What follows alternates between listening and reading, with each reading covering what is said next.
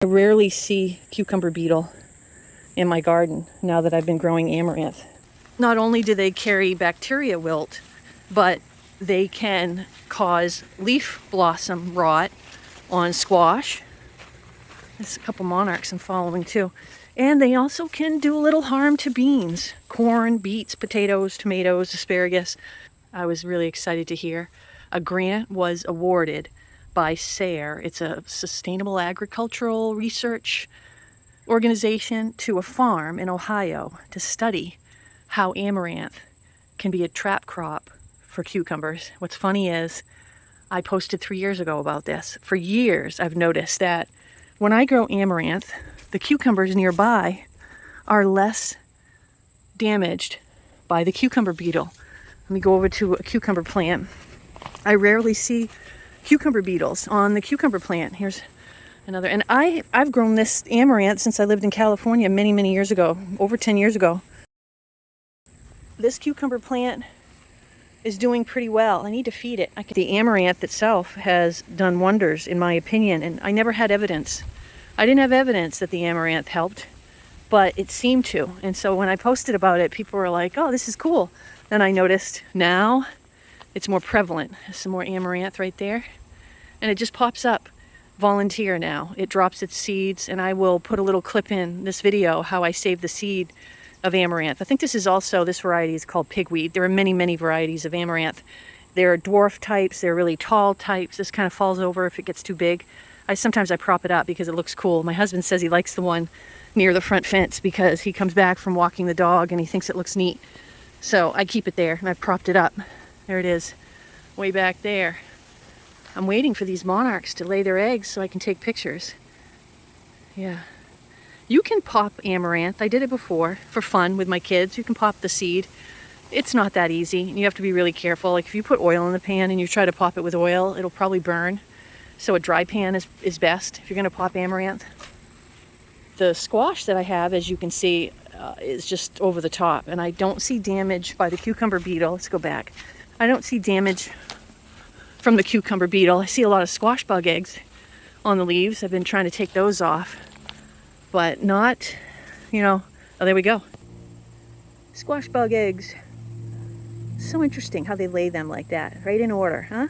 Nature is so cool. So neat. Here's my pumpkin. It's a volunteer pumpkin. I don't see damage from the cucumber beetle.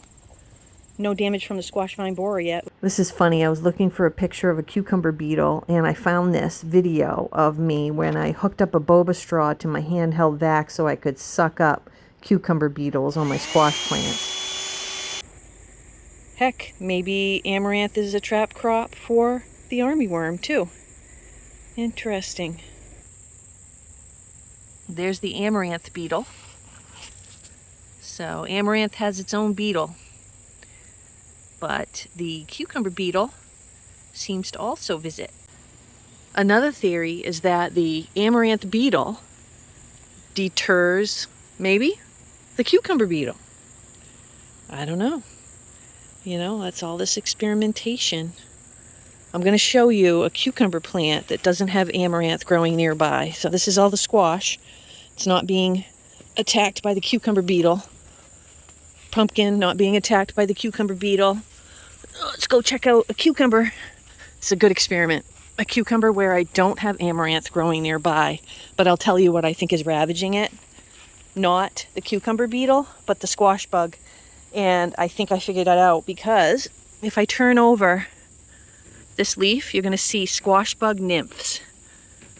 So my plan here will be to take off these leaves, all leaves that look like this, and put them in soapy water because, there you go, squash bug nymphs right there. So they hatched and now they're wreaking havoc. I don't see a cucumber beetle around. That was my knee cracking. Not a cucumber beetle. Squash bug damage. Let's go over to this other cucumber where there's amaranth closer. Let's see if there's any cucumber beetles. Nope. See this amaranth, what's on it? Would there be a cucumber beetle? That would be a great find. That would be so neat. Oh, there's another amaranth beetle right here. There you go. Oh look, more creatures. Are these, what are these the nymph of? Are these the nymph of the Amaranth beetle? I need to look that up. That is very interesting. Amaranth has got all kinds of stuff on it. Yeah, the problem with growing amaranth as a trap crop is you can't find any leaves that don't look like they've been ravaged so that you can eat them, since the leaves can be kind of like a lettuce, especially in warm weather. Works out great to use the leaves of amaranth. The young amaranth that's popping up is good. Once it starts to get bigger, then it seems to be attacked more. Love lies bleeding. You can harvest the seed and actually pop them.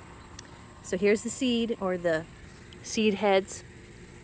Take it, shake it in a bowl, get that seed out. I think a lot of it is probably already dropped on the ground. Good for next year. So you want to get the seed out. There'll be some bugs in there too. See those black seeds, little teeny seeds? Kind of massage the flower clusters with your hand. You could also put it in a paper bag and shake it. Get all that black seed out. You're going to be left with some chaff. Get the big pieces out. And then you want to separate the chaff from the seed. Let's put it a little more in the sun. So just blow on it or put a fan on it. Put a fan on it lightly. Tip your bowl. Tip your bowl to the side.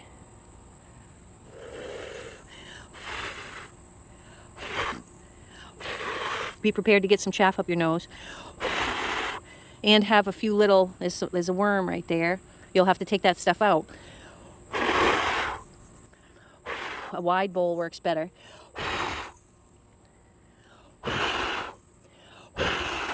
There you go.